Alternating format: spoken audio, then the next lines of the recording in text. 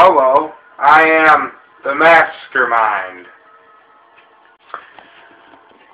Today I'm going to be reviewing something that, well, I should have reviewed a long-ass time ago. But I don't have an actual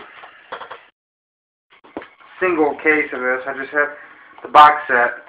But as you can see, Friday the 13th, the first one, part 1,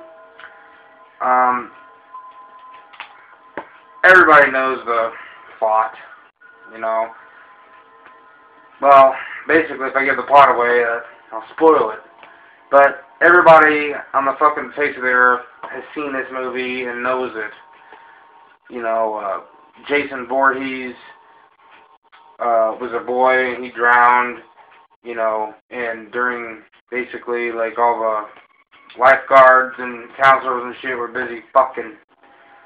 You know, they were busy fucking, and well, they weren't paying attention. He died, and you know, Jason Voorhees' mom just fucking flipped a switch and got fucking just flipped one, went nuts, and you know, killed everybody at this camp. That's what you find out at the end, anyways. See, during the movie, you kind of assume that you don't really know who it is. Like when you first, like the people that first seen this movie in the 80s or whatever, they didn't really know who that guy was. Then, you know, they figured out it was a mom. But now, if you haven't seen it and you watch it and didn't know it was his mom, you automatically assume it's Jason, but it's not. But it's still a fucking classic. This movie is amazing. It is creepy, I think, in a way. The whole movie has a creepy fucking feel to it. You know, this movie is just a classic in horror. Like, any horror fan could say that this is one of the best horror movies ever made. It's not the most goriest ever made either. I mean, there's a little gore, you know. Like, Kevin Bacon is in this, and I think it's like one of the first movies he was in. But I really liked his death scene where he was laying in bed after getting done fucking. And, you know, the killer grabs his forehead and drives a fucking arrow right through his neck. I don't know, that was pretty cool. It looked pretty good for, you know, how long ago it was made. I thought that was a cool kill scene. There's some other ones, too. It just had this really creepy tone to it, like a really dark feel. I don't know why it did. And you know, the hitchhiker at the beginning of the movie, you really thought that she was going to have like a big part in the movie. You really did. But then she got her fucking throat cut by that carpenter knife. So that was kind of unexpected. I wasn't really expecting that one. I've seen this movie, you know, growing up, but, you know, I watched it for the first time in a long time, probably about a year ago, and that reminds me, guys, I never did do a video on this. It's been over a year since I started this channel, so there you go. But yeah, this movie, like I said, is just amazing. You know, if any of my subscribers, which I'm sure all my subscribers have seen this, definitely, if you haven't seen this, first of all, slap the shit out of yourself. Because there's something seriously wrong with you if you're a horror fan and you have not seen this. What the hell's the matter with you? It's a classic. It's just a classic in general, I believe. Man, the Friday the 13th series has really come a long way. It's definitely a lot different now than it was then. I really like horror movies from the 80s. I think they're a lot more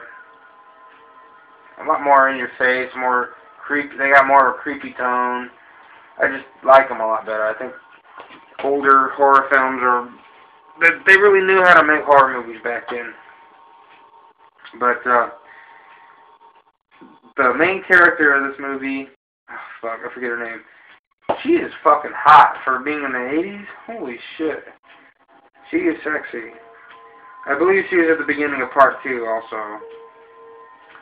I was gonna say she was at the beginning of part 2 too, but I'm not in the ballet, you know. Look at me, I got my tutu on. But anyways,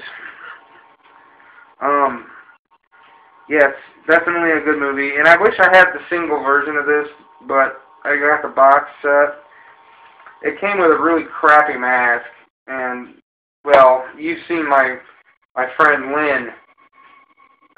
Lynn had the really bad mask on. Let me show you real quick.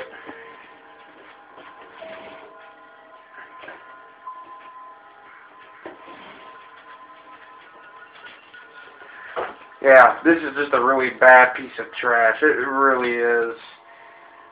If I even put this on, you would see half my face. Because, see, I got a really big head, and this mask fits my face fucking perfectly. This mask, and see, with this, I got a ski mask on under this, and I got a big hole in it, like about this size. So if I were to take this off, you would see most of my face. But, yeah, this is a really bad mask. It really is. This is from the reboot.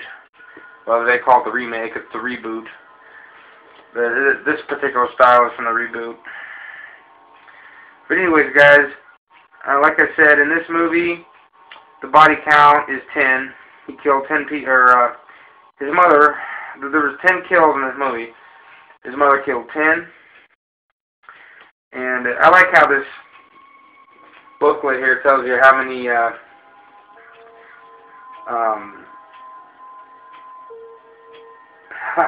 like it how it tells you how many kills there are and the weapons used. It says here, the weapons used: knife, arrow, axe, machete.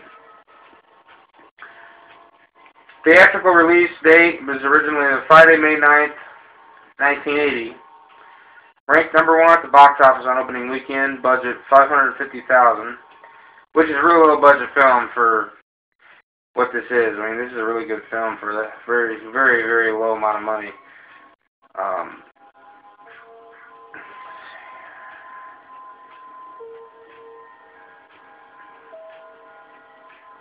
Friday the 13th used the simple rules of horror. Create a prior evil, put a bunch of horny teenagers together, remove any help from adults, kill them off one by one. And that's basically it. I mean, when it comes down to a good old-fashioned horror film, that's pretty much the 4 elements you need. You know, that's pretty much it, guys. I will say, though, that does anyone know where this so-called Crystal Lake even takes place? Like, I've heard Ohio, I've heard Illinois, I've heard Indiana. I don't think so.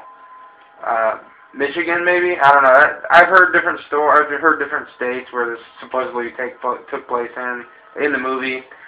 So just let me know about that one. But that's pretty much it, guys. Thanks for watching. See you later.